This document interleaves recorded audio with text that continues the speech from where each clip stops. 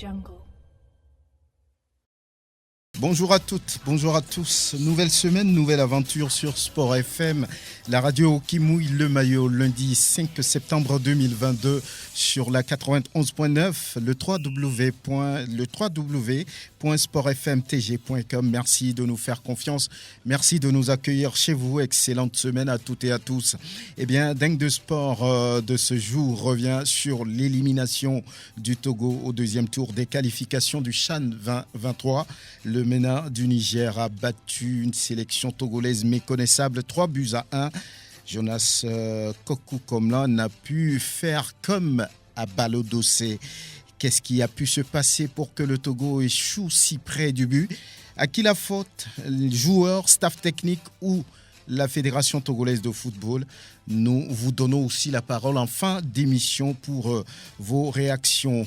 Invité dans Dingue de Sport, Angelo Foulikoé, Latif Hirouma et Grégoire Attignon de la rédaction de Sport FM. Dingue de Sport, la mise en onde est signée Théo Ajavon, la vidéo Sœur Fon et l'homme comme toujours. Moi je suis Franck Nouyama, bonne arrivée. Voilà, le public sportif souffre, c'est le mot que j'ai retenu aujourd'hui dans la chanson de ce groupe ivoirien. Merci de choisir Sport FM, la radio qui mouille le maillot. Latif Hirouma, bonjour et bonne arrivée. Bonjour Franck, bonjour à tous. Le retour a été compliqué? Pénible, très pénible. On dirait des gens revenant ou allant aux funérailles. Revenant ou allant, aux funérailles. Bonjour Franck et bonjour à tous ceux qui sont branchés sur Sport FM. Pour vous aussi, c'est le même sentiment? Comme tout Togolais, ça a été difficile. C'est un dimanche ou samedi noir? En fait, moi, depuis un certain temps, je me dis que Cotonou est devenu un lieu de... Je ne sais pas trop parce que je ne me rappelle pas quand ça ne réussit pas pour le Togo. Je ne me rappelle pas quand est-ce que le Togo a gagné un match à Cotonou. Sur ces dernières années. Depuis 2007. Oui. Chaque fois quand on va à Cotonou, on revient avec des déceptions. Angelo Folikoué, on a pu discuter dans le bus sur le chemin du retour. Là, vous remuez le couteau dans la plaie. Sincèrement, si ce n'est pas ma casquette de journaliste, j'aurais voulu rester chez moi à la maison, passer 3 jours en réflexion et puis voilà, le remettre dans le sens de la marche. Ça fait mal mais attendez, vous ne pouvez pas imaginer ce qu'il s'est passé, l'ambiance qu'on avait dans le bus à l'aller, toute la confiance, tout l'enthousiasme et puis voilà, tout ce qu'on avait avant même le début de la partie, mais le match, en fait... l'aventure retour, franchement, Latif et moi on était côte à côte, mais on n'arrivait plus à parler, on n'arrivait plus à discuter. On se regardait, on ne faisait que secouer la tête, comme voilà quoi. C'est lourd. C'est compliqué. Latif Hirouma, qu'est-ce qui a pu se passer pour que le Togo échoue si près du but? Beaucoup de choses, parce que personnellement, je n'ai jamais pensé à un CHAN 2023 sans le Togo parce que... Les conditions étaient réunies. J'ai envie de dire oui. L'équipe a eu le loisir quand même de se préparer. Il y a eu beaucoup de regroupements. Il y a eu, j'ai envie de dire... une mobilisation de la fédération autour de cette équipe-là. Je me souviens de cette dernière séance, où c'était l'avant-dernière séance d'entraînement avant le match aller, où voilà, à Kégué, il y avait pratiquement tout le bureau. J'étais là, on se séparait à 21h avec certains membres de la fédération. On a senti quand même une équipe qui était entourée, la confiance, tout, mais malheureusement... Sur le deuxième match, on a tout foutu en l'air. Moi, aujourd'hui, j'accuse tout le monde. J'accuse la fédération sur le coup parce que je me dis souvent, nous, on regrette toujours. On n'a jamais été dans le rôle de, on a été toujours des victimes. des victimes parce que sur certains détails... On a été victime de quoi dans cette situation précisément? Mais moi, je me dis, écoutez, la décision finale de monsieur l'arbitre... Jean Ouattara, le Burkinabé. Voilà, on a été dans le rôle de victime parce que lorsque vous revoyez plusieurs fois cette action, il fait le premier geste, le deuxième geste. Ces deux gestes signifiaient qu'il n'y avait rien joué. Et sur le troisième geste, il montre le point de pénalty. Il montre une main qui n'est pas ferme, mais une main pour signaler un pénalty. Vous voyez un peu, ces arbitres-là, je les compare souvent à des douaniers qui, la plupart d'entre eux, finissent mal. Est-ce qu'il ne fallait pas s'y attendre? Parce qu'ils, souvent, ils font mal à des personnes. C'est un peu comme un douanier qui prend un commerçant qui bloque la fortune de 20 ans d'une personne en 1 minute, en fait. C'est-à-dire, vous bloquez, et puis voilà, ce dernier, c'est fini, quoi. Vous bloquez tout. Peut-être il a mis 20 millions pour faire venir une marchandise, vous bloquez tout. Alors, le Togo a tout mis. Sur le coup, à la dernière seconde, on a tout perdu. Maintenant, ça suppose que quelque part, la fédération aussi, parce que c'est répétitif, quoi. À chaque fois, quand il y a un détail désavantageux, c'est en tout cas contre le Togo. Quand il y a détail maintenant, on aura le temps de revenir sur le staff qui s'est montré très, très, très petit sur ce match-là. Angelo Folikoué, vous étiez sur ce match-là, vous faisiez le direct la dernière fois. Parfois même, vous perdez vos mots. Après, par rapport à comment l'équipe évoluait sur le terrain. Mais que retenez-vous? J'ai vu une sélection qui n'a jamais montré une forte envie de se qualifier. Il n'y avait pas la rage de vaincre du gardien jusqu'en attaque et il n'y avait pas de sérénité. Vous avez la certitude que cette équipe-là croyait avoir mis sous sa coupole le score de 1-0. Mais c'est quand même extraordinaire. Vous n'avez pas gagné 5-0 au match aller pour rester derrière et gérer le match. Non, vous n'avez gagné que 1-0. Et curieusement, d'abord le choix d'entrée, 3 milieux défensifs, Latif et moi on en parlait, Dodia Mekoudi, Novon Efoué et puis Mani Ougadja. Le troisième ou le dernier que nous sommes en train de citer, il n'a jamais été dans le match. J'ai l'impression que physiquement il était à court. Novon Efoué a multiplié des mauvaises passes. Dodia Mekoudi à un moment donné, oui, la première mi-temps était plus ou moins bonne, mais la seconde mi-temps, il a été au four et au moulin. Et maintenant, quand vous prenez le gardien même Oro Nyenyiwasiou, il n'a jamais été rassurant dans ses sorties. Quand vous prenez le deuxième but encaissé par le Togo, à un moment donné, vous vous dites, mais où est-ce qu'il allait? Il était presque à l'aventure sur chaque sortie. Et donc, en amont, vous comprenez que sur le plan mental, l'équipe n'était pas fortement préparée, même si on nous dit qu'il y a un psychologue à l'intérieur de la sélection et qui a pris le temps de travailler avec eux. Je me pose la question de savoir, est-ce que pour cette expédition-là, Jonas Kokou-Komla et son board ont eu, en tout cas, la justesse d'esprit à peut-être passer la vidéo du match d'Agégué que le Togo avait disputé face au Nigeria. Comment, pour se qualifier pour le premier Tchad, l'adversité qu'il y a eu dans ce match-là, en dehors et sur le terrain, est-ce qu'ils ont eu au moins à s'inspirer de ça pour galvaniser le mental de ces joueurs-là? Honnêtement, le Niger ne méritait pas cette qualification. Je ne le dis pas parce que je suis togolais. Non, en matière de football, le peu que l'on connaît, cette façon de jouer du Niger ne garantissait pas une qualification. Sauf que le Togo s'est sabordé. Le Togo n'a jamais eu l'occasion d'aller vers l'avant. Je répète que les 45 premières minutes, le Togo n'a jamais tiré un ballon dans les gants de Kassali. Aucune occasion vers le camp nigérien. Comment vous pouvez comprendre ça? Sur les 45 premières minutes, à part le but d'Akoro Bilali, derrière, il n'y avait rien du tout.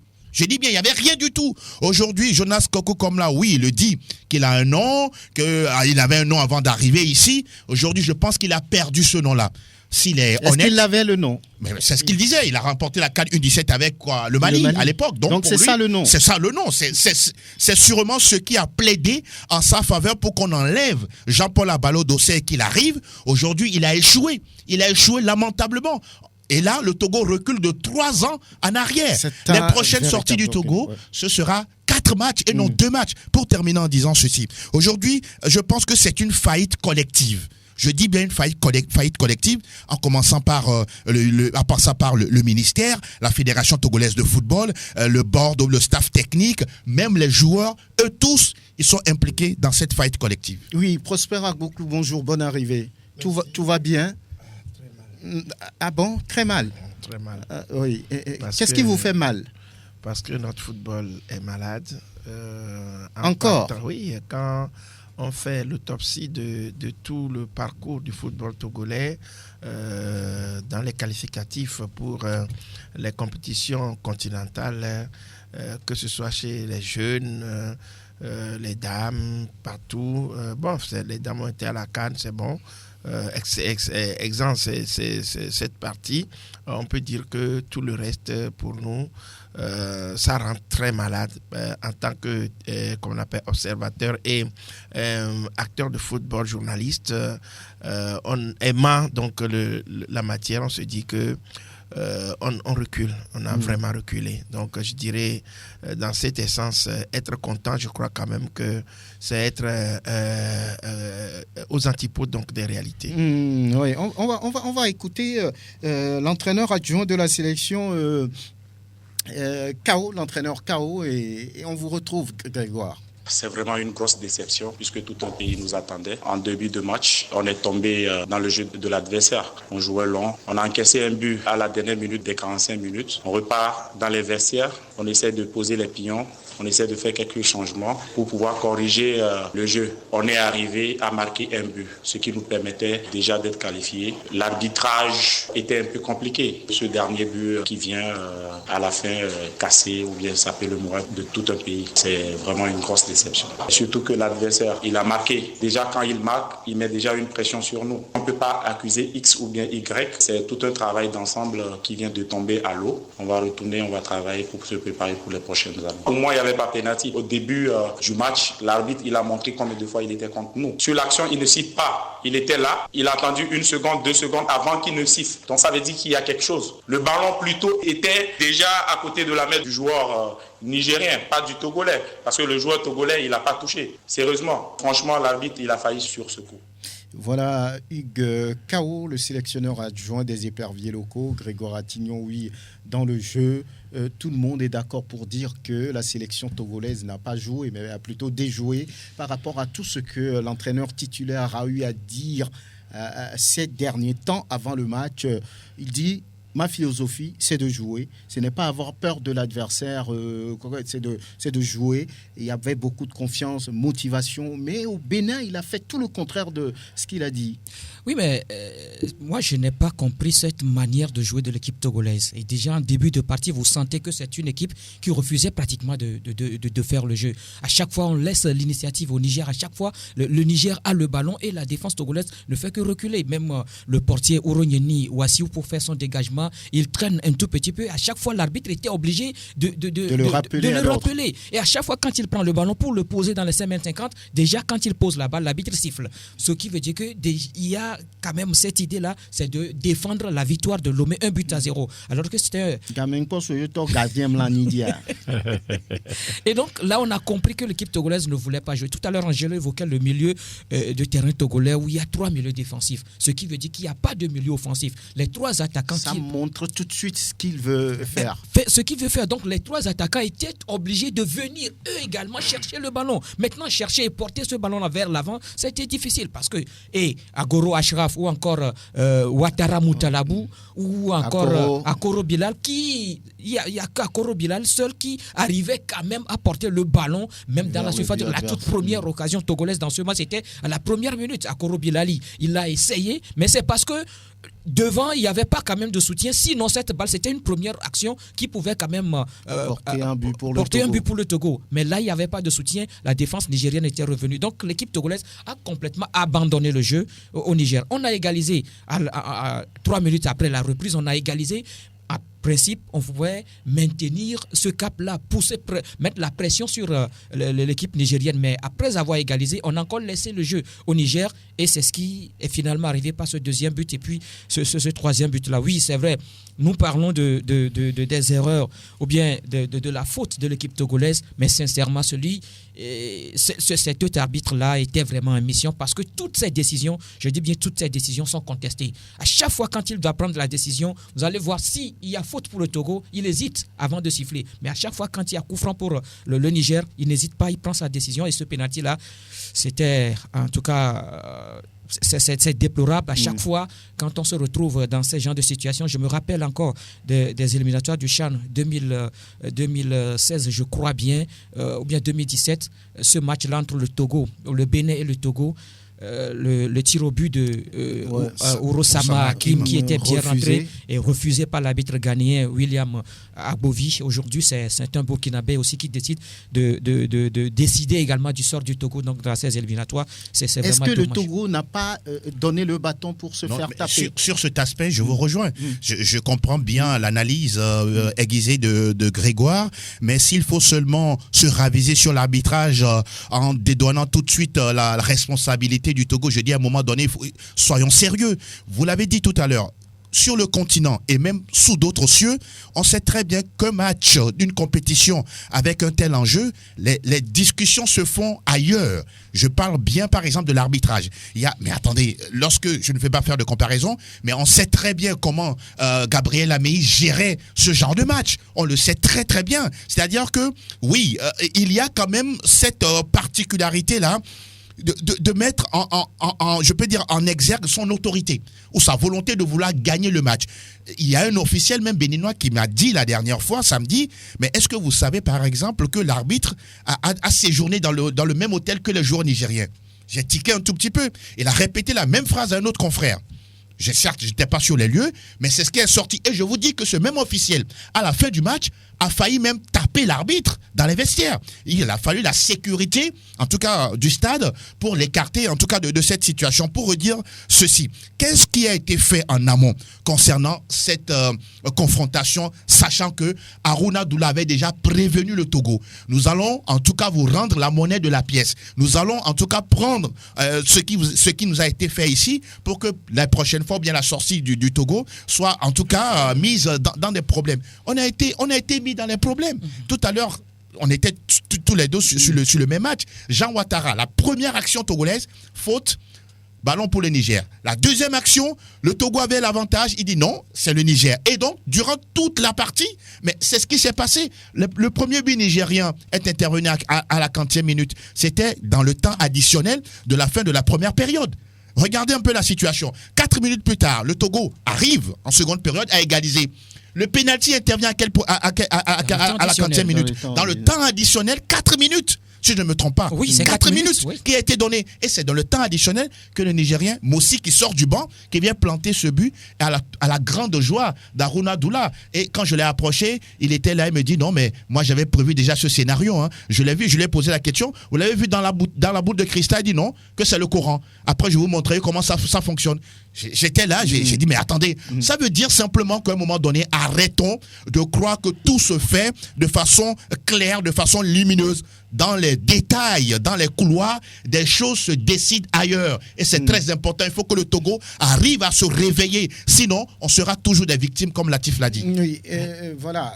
On va écouter Jonas Kokou-Komlan sur quelques réactions en conférence de presse. Vous savez, la double confrontation contre le Niger, on n'aura pas besoin de très bien jouer, on aura besoin de gagner. Donc moi je préfère que mon équipe joue mal gagner que de bien jouer puis perdre. Donc on jouait contre une équipe ivoirienne aussi qu'on ne connaissait pas. Il fallait les observer. Les joueurs, à un moment donné, ils étaient un peu paniqués, ça arrive. Il fallait les recadrer un peu. C'était le temps fort de l'équipe ivoirienne la première mi-temps parce qu'on savait que la première mi-temps, ils étaient très forts. Et il fallait les gérer leur temps fort en première mi-temps. Maintenant, deuxième mi-temps, dans les vestiaires, corriger ce qu'on doit faire, mettre beaucoup de vitesse dans le jeu en deuxième mi-temps pour marquer. Parce qu'on sait qu'en deuxième mi-temps, ils ne pourront pas tenir. Donc il fallait mettre beaucoup de vitesse dans le jeu en deuxième mi-temps et puis maintenant essayer d'aller marquer. Donc c'est le football aussi comme ça. Ça peut arriver lors de notre double confrontation, mais le plus important pour nous Togolais aujourd'hui, c'est de se qualifier pour le CHAN. Donc mieux jouer pour gagner, ça vaut mieux que bien jouer puis ne pas gagner. Cette nouvelle semaine de préparatifs qui est très importante pour nous parce qu'on a un match vraiment très important encore à jouer, une finale à jouer à Cotonou samedi avec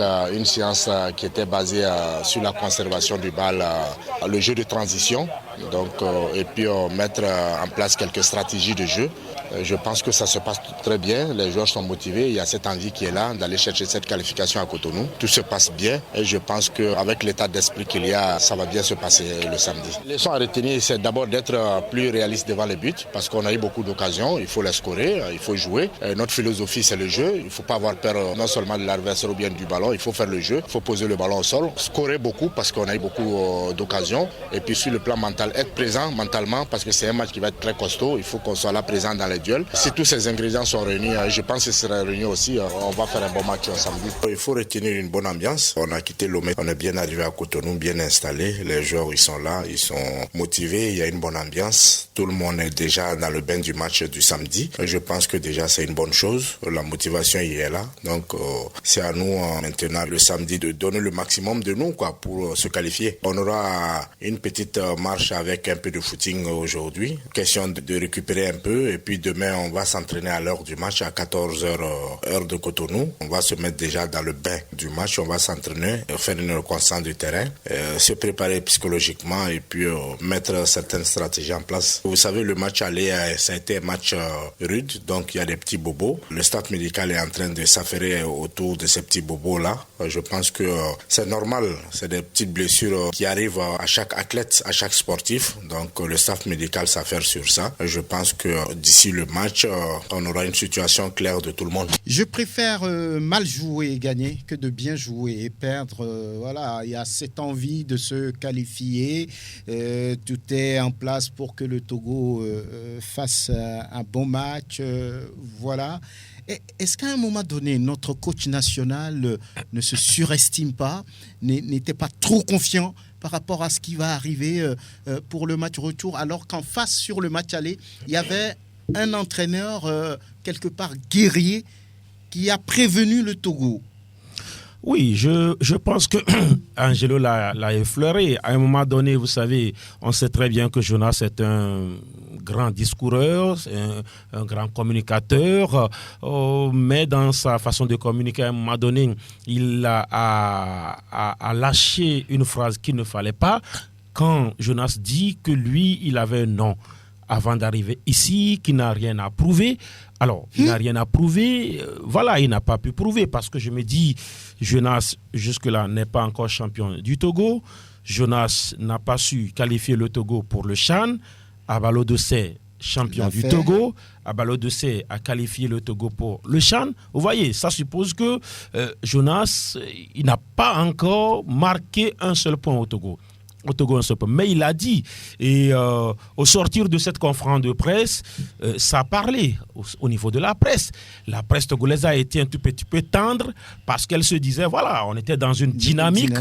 On était dans une dynamique importante. Parce que le jour-là, il ne fallait pas. Parce qu'il s'est dit, oui, voilà, c'est nous la presse, on critiquait trop, que lui, il avait déjà son équipe en tête, alors qu'on ne peut pas avoir un schéma figé, un schéma robot, ou bien des noms figés. Non. Moi, je me dis, au sortir du match ASK Unisport, tournoi Dr Kaolo, il y avait quelques cartes qui ont été redistribuées.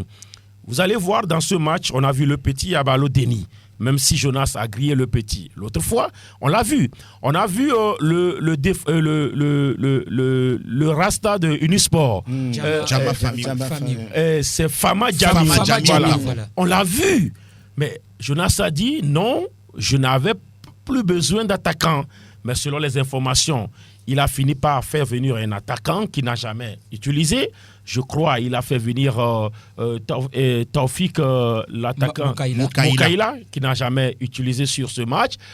Alors, je me dis qu'à un moment donné, oui, il y avait trop de confiance, il y avait trop de surestimation de la part de notre entraîneur qui a dit qu'il n'a pas besoin de bien jouer pour gagner. il n'a pas bien joué, Et il n'a pas gagné. Ça ne marche pas Alors, à tous les coups. Lorsque vous prenez ce match-là, moi je ne peux pas comprendre qu'on puisse gagner 1-0 à l'aller et qu'on vienne mettre 3 milieux défensifs dans ce match-là. Je me dis, on veut compter sur la pointe de vitesse de nos attaquants. Alors, qui est-ce qui va donner Le ballon à ces joueurs? Parce qu'on se dit qu'on va accuser le jeu. On sera dominé. Alors, sur les contre-attaques, qui est-ce qui va donner ce ballon-là? Womedove, qui était dans un schéma préférentiel. Parce que Womedove a joué en un 10 électro-libre, parce qu'il y avait un 4-3-3, mais dans le 3-3, Wome était en position de 10. Voilà. Et là, même si le jour-là, il a été en demi-teinte, il n'a pas pu. Maintenant, Wome est blessé. Alors, la variante, c'est-à-dire l'autre Wome, c'était qui? Dans ce match-là, alors moi je me dis, à un moment donné, regardez le dernier changement qui nous a plombé. Le dernier changement qui nous a plombé, ou bien c'est l'avant-dernier changement. C'est le dernier à la 87e minute. On ne peut pas comprendre qu'on ait mené 2-1, mais étant mené, on était toujours qualifié. Voilà. Qu'on puisse sortir un milieu défensif Novon et Fouet pour mettre Abalo Deni. Mais Abalo Deni, on avait besoin de ce petit dans ce match à la mi-temps. Juste au retour des vestiaires, il fallait jeter ce petit-là dans la. Il ne l'a pas fait. Alors, il ne l'a pas fait. À un moment donné, moi, je me dis, oui, nous, on a eu la chance d'être à Agégué. Agégué, à un moment donné, Abalo Dossé a joué avec 3 défenseurs centraux. Parce que quoi? Les Nigériens à l'époque voulaient toujours avoir le ballon dans les 16 mètres togolais et occasionner une situation comme celle-là qu'on a vécue l'autre fois. Parce que le jour-là, c'était un arbitre nigérien qui a fait du n'importe quoi 10 minutes additionnelles. Mais dans ce cas également, l'entraîneur à l'époque, Abalo Dossé, aujourd'hui, voilà, qui gagne des points par rapport à ce que Jonas a fait. Mais écoutez, le Togo était mené 2-0 après 56 minutes de jeu. Mais le Togo n'a jamais rompu. A rompu, mais n'a jamais quelque chose à plier. Ou bien a plié, mais n'a jamais rompu. Voilà. Le Togo a géré. 90 minutes après, cet arbitre nigérien a montré 10 minutes de temps additionnel. Mais écoutez, à chaque fois, quand le ballon vient, il y avait Agbozo, il y avait Amachichui, il y avait le défenseur, ancien défenseur de Gomido qui est aujourd'hui à Asco de Kara. Toudji Mensan. Il n'y avait jamais de ballon dans les 16. Il fallait changer. Maintenant, on avait des opportunités. Rolete était là. Oui. Il y avait Madjedje qu'on a préféré recentrer. Rolete était resté encore sur le banc. On a mis Bodé qui était allé. Il y avait mais ce qu'on n'a pas compris d'abord, c'est d'envoyer 3 milieux défensifs dans ce match-là qui méritait des contre-attaques. On n'a jamais compris cela. Et au niveau des changements, voilà, il y avait Nazif qui est rentré. Nazif qui n'a rien foutu dans ce match-là. C'est lui qui a d'ailleurs occasionné la faute qui amène le deuxième but.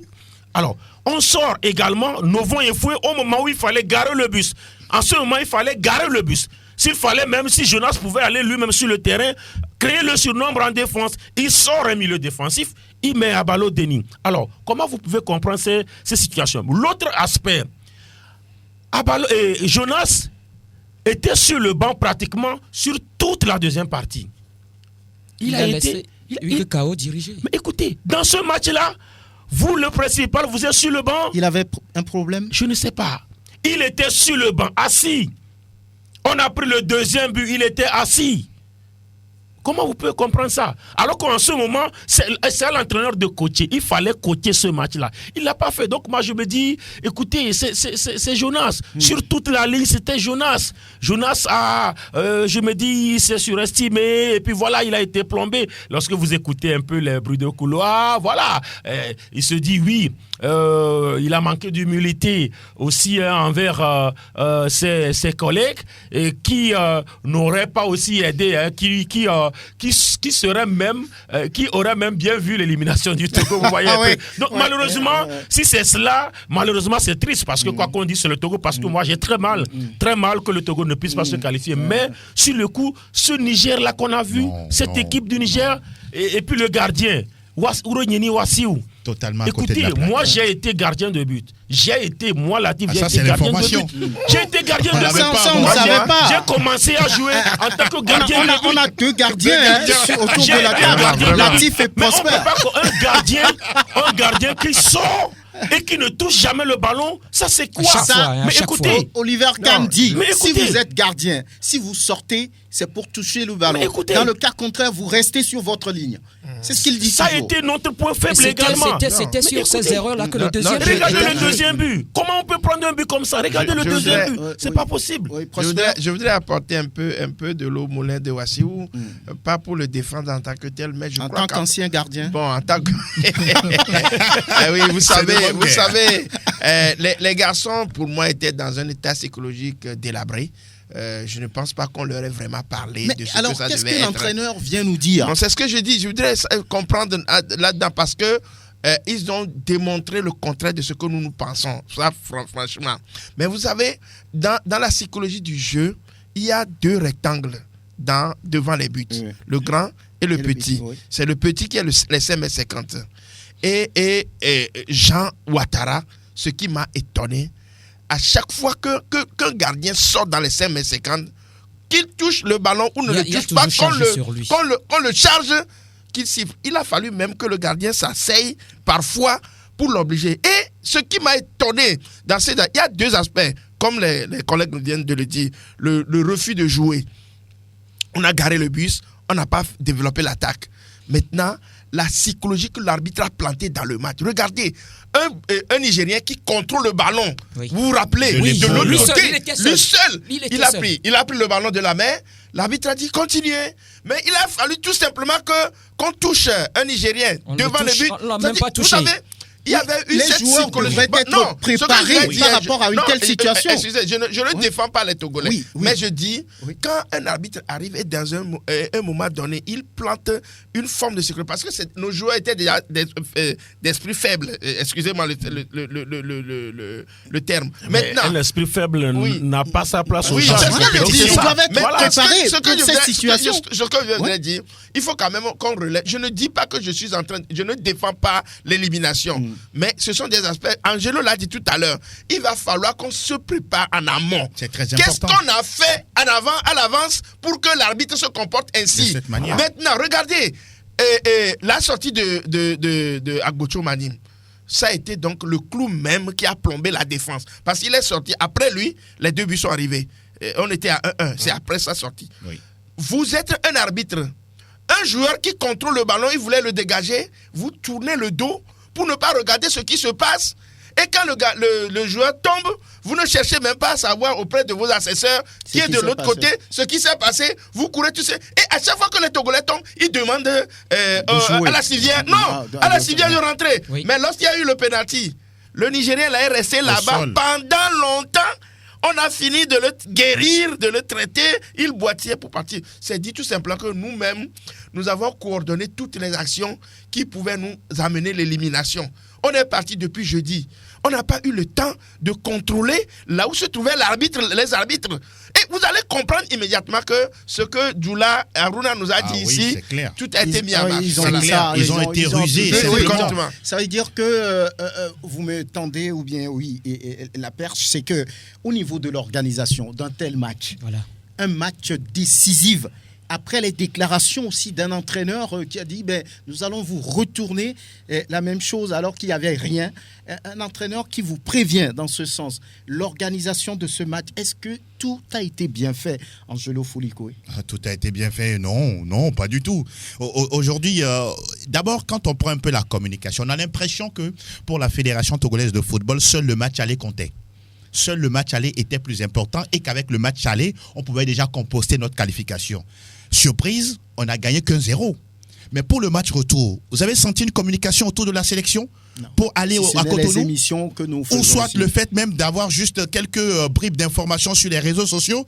Mais s'il n'y avait pas WhatsApp aujourd'hui, qu'est-ce qu'on aurait fait au niveau de la fédération pour mobiliser ne serait-ce que le public sportif et surtout, en tout cas, tous ceux qui constituent les acteurs concernant ce football? Deuxième chose, je n'ai pas également senti cette organisation au niveau, par exemple, religieux. On sait très bien que quand il y a des matchs comme ça, il y a la prière musulmane, il y a la prière catholique, il y a la prière protestante, il y a également nos chefs traditionnels, nos us et coutumes qui sont sollicités pour ce genre de choses. Vous en avez entendu toi parler?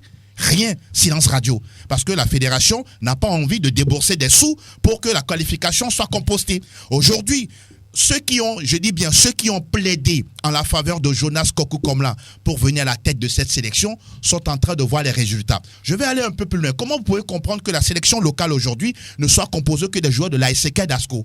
Je ne suis pas en train de faire une politique de biaisance, non. Mais posons la bonne question. Vous pensez qu'il n'y a pas d'autres joueurs capables d'être dans cette sélection, que ce soit au niveau de l'entente de, je ne sais pas quoi, de Tambo, de l'étoile filante, je ne sais pas. Est-ce que la prospection a été faite de façon globale? Non, pas totalement de Asco et d'ASK, non, il y a de parler. Ils sont majoritaires. Ils sont majoritaires, mais dans cette sélection... Ça fait 9. Merci. Sur le 11. Combien de Dito? Je ne sais pas. Peut-être un. C'est Massi, un. Quel club également? Gomido 1. Ouais. Et puis c'est tout. Je ne refuse pas. Je suis peut-être partant en disant que... Peut-être que c'est le champion et les vice-champions. Merci beaucoup. Merci de me tendre la perche parce qu'ils ont été meilleurs, mais au même moment. Posons-nous les bonnes questions. Est-ce que ces joueurs-là, à un moment donné, n'étaient pas plombés par la régularité de compétition? Ne traînait-il pas trop de fatigue dans les jambes pour les faire encore... dans cette compétition-là, les voir non seulement titulaires, mais aussi capables de... Aujourd'hui, sincèrement parlant, je me dis que, je le répète encore, que c'est une faillite collective. Il faut arriver à se poser les bonnes questions et arrêter de faire trop de copinage. Il y a trop de copinage dans le football togolais. Et quand c'est comme ça, ça ne pourrait pas marcher. Je vais terminer en disant ceci. Jean-Paul Abalo-Dossé, lorsqu'il était aux commandes, il ne tolérait pas n'importe qui et n'importe quoi au niveau de cette sélection. Mais avec Jonas Kokou Komla, on est dans la cour du roi Péto. Ce qui fait qu'aujourd'hui, tout le monde se permet de dire « Ah tiens, viens dans notre club et demain nous allons te promettre pour aller en sélection. » Mais dans quel pays vous avez vu ça? Mais ça se passe au Togo. Et ça, c'est très dommage. Oui, Grégoire Atignon, par rapport à la mobilisation, comme Angelo en parlait, on pouvait mettre des bus à la disposition du public pour aller remplir... Bon, pas totalement, il faut lui dire les choses clairement, pour aller soutenir cette équipe. On n'a pas vu ça aussi. C'était quand même possible par rapport à l'importance de ce match. On pouvait le faire. Mettre un bus en place et dire peut-être aller-retour 5000, y compris peut-être le billet. Donc les gens vont se mobiliser. Je crois que le lendemain du match aller, il y a eu cette sortie du secrétaire général de la Fédération togolaise de football, Hervé Aboudan, qui a dit que la fédération va prendre toutes les dispositions pour permettre quand même au Togo de mieux se déplacer. Mais moi, je me dis, quelles sont ces dispositions-là que la fédération a prises? Tout à l'heure, les uns et les autres ont évoqué cette situation-là, l'arbitre qui se retrouve dans le même hôtel que le club nigérien. Mais qu'est-ce que le Togo a fait dans ce cas?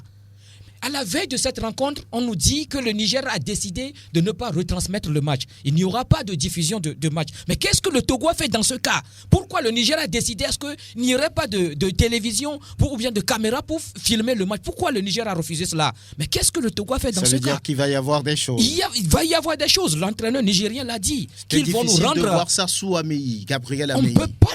ça dit que c'est la fédération. On s'est tué du côté de la fédération. Ce qui dit le Niger a imposé des choses. La fédération togolaise est restée bras croisés et voilà le résultat. Je veux juste ajouter quelque chose. La dernière fois, lorsqu'on était à Cotonou, combien de badges qui a été mis à la disposition des journalistes togolais? Mais c'était de la merde. On était près d'une vingtaine de journalistes, mais il n'y avait que 5 ou 10 badges.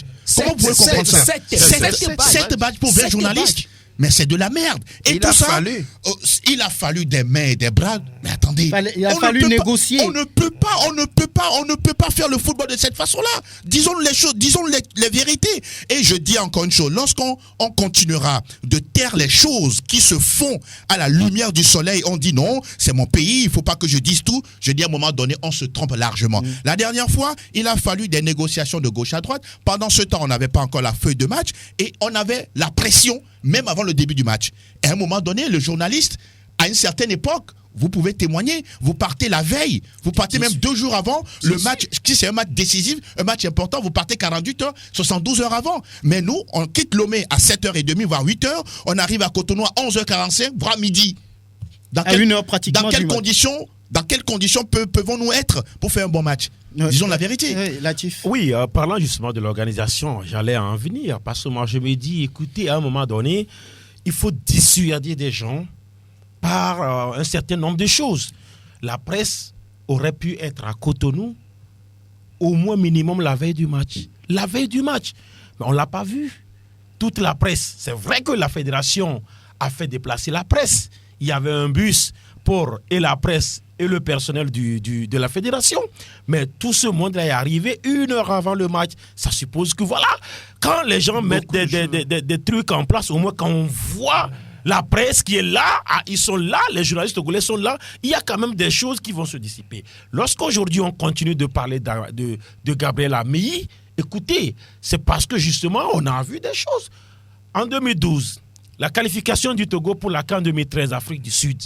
Mais écoutez, à Libreville, Prosper, vous étiez de ce voyage-là. On a fait ce voyage ensemble. Le Togo était comme chez lui. Le Togo, écoutez, le président de la fédération d'alors, Gabriel Améi, il n'a pas dormi à notre hôtel. Il fallait voir.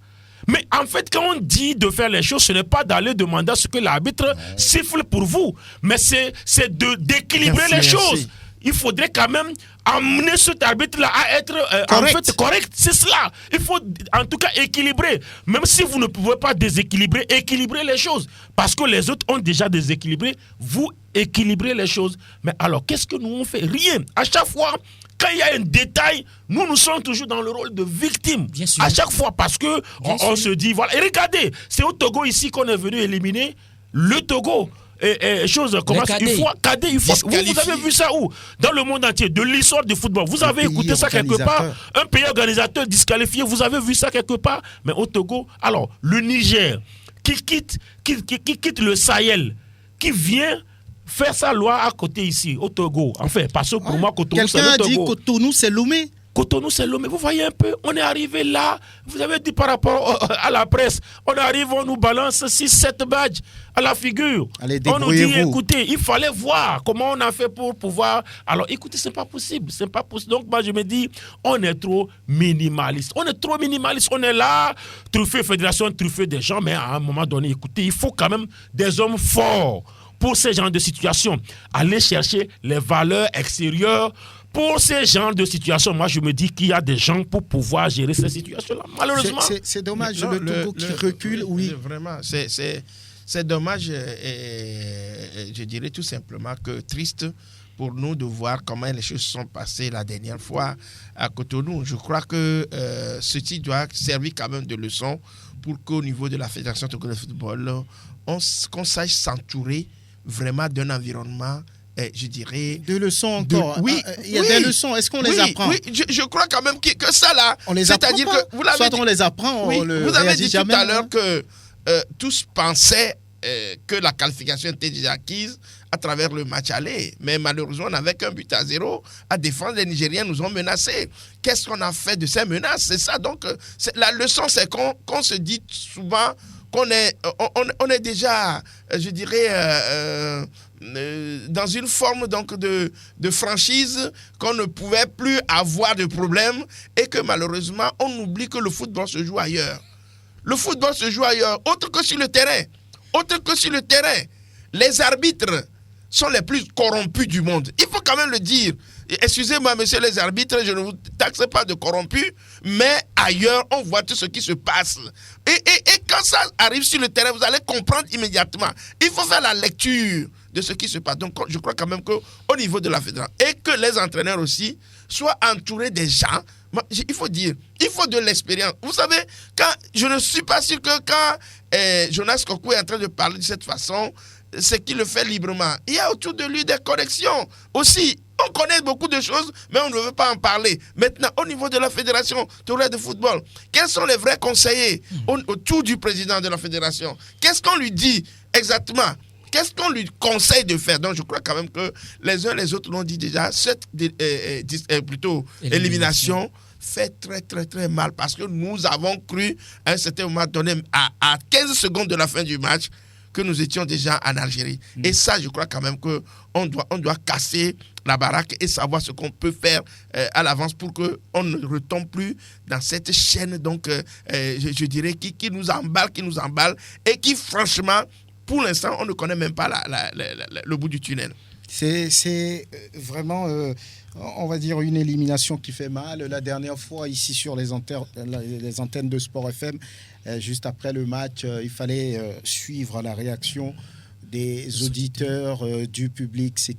Il y en a qui étaient au bord des larmes, s'il vous plaît. Donc, c'est malheureux. Même à Cotonou, c'est si malheureux. vous voyez Emmanuel Adebayor, je me dis que est-ce qu'il n'a pas versé des larmes? Bon, ça aussi, c'est notre chapitre, c'est notre registre. Parce que je me dis, au Togo, on a tous les problèmes. Hein. Tous les problèmes. Parce que, écoutez, Adebayor, loin des éperviers A, ça ne marche pas. Adebayor, proche des éperviers A', ça ne marche pas. Finalement, ça dit que personne n'a. Voilà, la solution, la positive, voilà. positif, Parce que, voilà. L'énergie positive n'est pas autour de l'équipe. C'est dit ailleurs que, voilà, que avec notre chéri national, voilà, on a la solution de. Voilà, mais malheureusement, avec ou sans chéri, ça ne marche pas. Mais est-ce que le problème, c'est lui? Est-ce que c'est pas l'organisation même? Non, on n'a de pas dit que le problème, c'est chéri. Non, on n'a jamais dit ça. La preuve, le chéri n'est plus en sélection, mais ça ne marche pas. L'évidence Quand est là. Chéri était dans la sélection, ça ne marche pas. Il n'est pas là, ça ne marche pas. Alors, quelque part, on dit oui, on l'écarte des éperviers, voilà pourquoi ça ne marche pas. Mais, alors, il était avec il s'est même entraîné avec eux. Les zéros de Cotonou. Il était avec eux. Il était avec eux. C'est pas les héros. Non, les zéros de Cotonou. Écoutez, les zéros de Cotonou, il était avec eux. Il était avec eux ici à Lomé. Il était avec eux à Cotonou. Pour leur apporter son soutien. Mais ça n'a pas marché. Malheureusement, ça n'a pas marché. Bon, voilà, l'effet Baudet est toujours là. Ça n'a pas marché. Malheureusement. Bon, ça fait mal, ça fait très mal. On va pouvoir donner la parole aux auditeurs. Ils sont là, ils veulent réagir forcément après cette élimination du Togo. Le 92 03 60 31. Allô? Oui, allô, monsieur Franck. Oui, bonjour, cher ami. Oui, c'est Sylvestre, depuis Difakota. Sylvestre, depuis Difakota. Oui. Ok, on vous écoute. Sinon, vos confrères, ils ont tout dit. Sinon, j'étais à Cotonou l'autre fois. J'étais déplacé avec ma propre moto. Mais comment se fait-il que les joueurs vont refuser de jouer? Je ne sais pas ce qu'ils pensaient. Même à 2-1 là, on était qualifiés. Je ne sais pas ce qu'ils pensaient. Ils ne peuvent pas conserver le score là jusqu'à ce que, je ne sais pas, on peut critiquer tant l'arbitrage. L'arbitre là, il a été corrompu. Parce que le coach nigérien nous avait averti ici. Donc c'est clair qu'il a été corrompu. Mais comment un coach peut faire sortir un milieu défensif et puis envoyer un attaquant? Alors qu'il sait qu'à ce temps-là, nous étions qualifiés. Mais c'est du n'importe quoi. Il faut que le staff là démissionne. Il faut qu'il démissionne. Parce qu'ils n'ont pas mieux fait que la barre de fer. Il faut qu'il démissionne. Très bien. Bonne émission à vous. Merci, à très bientôt. Regardez ce monsieur qui prend sa moto pour aller à Cotonou. C'est courageux, hein? Très courageux, avec tous les risques possibles pour aller soutenir les éperviers. Mais finalement, il revient. Je ne sais pas comment il a pu conduire pour rentrer à Lomé, 92 03. Allô? Allô, bonsoir. Bonsoir, cher ami. Oui, bonsoir, c'est M. Body. Monsieur Body, oui. Non, c'est pas Mustapha. De Togle Copé. Lui, c'est Body. Oui, c'est pas Body. Ok, on vous écoute. C'est Body, hein? Oui. Depuis Togle Copé, c'est ça. Monsieur, je voulais toucher un petit point là. Ce n'est pas notre championnat qui est un problème. Non. Championnat que nous jouons play-off là. C'est pas ça qui est notre problème. Ça, c'est que moi, j'ai touché au doigt. Ça, sincèrement, depuis dans le monde entier, moi, je n'ai jamais entendu play-off en football. Et c'est au Togo que j'ai entendu ça. Donc, ça se joue ailleurs aussi. On a déjà joué de cette façon ailleurs dans plusieurs pays. Oui. Quel joueur nous avons au Togo? Il faudrait qu'il y ait des compétitions au bout des gens. Nous n'avons pas ça. On joue play-off. D'autres joueurs sont assis. Par exemple, quand nous prenons AC4 qu'on sort là, regardez comment ils sont allés. Ils ont joué tous les tours, mais il n'y a rien. Mais donc, qu'est-ce qu'on appelle play-off? On dit qu'aujourd'hui, on devait avoir des grands joueurs. 2 ans plus plein, on n'a rien fait comme le football moderne. Mais ça soit sérieux, même on peut amener Mourinho, qui va nous gagner. On est fait l'entraîneur pour rien. Très bien. On est fait l'entraîneur pour rien. Vous m'excusez? C'est mon point de vue. Oui, on vous a compris. Allez, à bientôt. Allô? Allô, Rachid. Oui, Rachid, comment vous allez? Oh, ça va, ça va. Ouais. Je salue le Facebook. Merci. Salut, Rachid. j'ai dit Angelo de se calmer, de ne pas se fâcher, que c'est ainsi va la vie. Moi, je l'avais dit le vendredi, oui. Le samedi. Oui, le samedi, oui. Laisse passer. Vous savez, c'est là que j'apprécie Jean-Paul Abalo de terre. On s'est dit au match aller, qu'on connaît bien l'adversaire, on connaît le physiologie du jeu, mais qu'est-ce qu'on a mis en place? On accuse les joueurs. Si un entraîneur, la joueur n'a rien à dire, il ne faut pas qu'il vienne raconter du n'importe quoi. Moi, j'aimerais que ce staff-là n'a qu'à démissionner. Franchement, ils n'ont qu'à démissionner. On n'a qu'à les licencier, quoi. C'est honteux, hein, franchement. Moi, j'ai des amis qui sont à Cotonou, moi, appellent, ils disent que eux, ils savaient, ils n'allaient même pas supporter le Togo. Franchement, que c'est comme si le Togo n'avait pas un entraîneur à ses côtés. Non, sincèrement, bonne émission. Bonne journée, allez, à bientôt. 92 03 60 31 97 24 26 26. Allô? Oui, allô? Bonsoir. Salut, cher ami, votre nom? Je m'appelle... Allô? Vous avez oublié votre nom? Allô? Allô? Oui. Bonsoir. Bonsoir, votre nom? Je pense qu'il y a un souci de retour. Hein. Retour, certes. Voilà. Oui. Allô? Oui, allô, bonsoir le plateau. Oui, bonjour, votre nom? Ouais, c'est Komivi. Komivi. Oui. Vous nous appelez d'où? J'appelle de Atikoji. Ok. Ouais, j'aimerais demander une question. Ouais. Est-ce que le coach analyse les matchs et le rôle des joueurs? C'est son travail, il doit le faire. Parce que samedi, je vous ai appelé, vous et moi, on était, et même quand je vous écoute dans vos différentes émissions, c'est que les analyses que nous faisons là. Sur ce match, on sait qu'Abalo Denis peut commencer. C'est quelqu'un qui est capable de contrôler le match, de temporiser, d'aller. On avait plus besoin de garder la balle, faire circuler et créer des fautes pour gagner en temps et autres, tout ça là.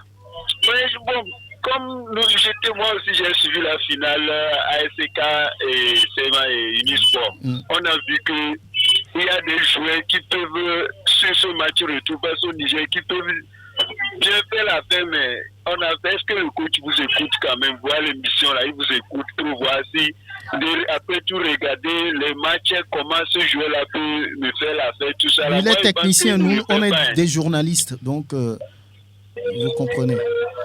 Voilà. Est-ce que le coach là, il fait ça? Très bien, on vous a compris. Allez, comme il vit, à bientôt. Oui, on nous fait signe que c'est fini. Voilà, merci Latif Yorouma, merci Prosper Agbokoulou, merci Grégoire Attignon, Angelo Foliko, merci Elom Adovon. Jonas, il nous doit une conférence de presse. Hein. Naturellement. Il a refusé. Il a fui. Il n'est pas venu à la conférence de presse, mais il faut qu'il en organise ici. Merci Elom Adovon, merci Théo Ajavon, à très bientôt.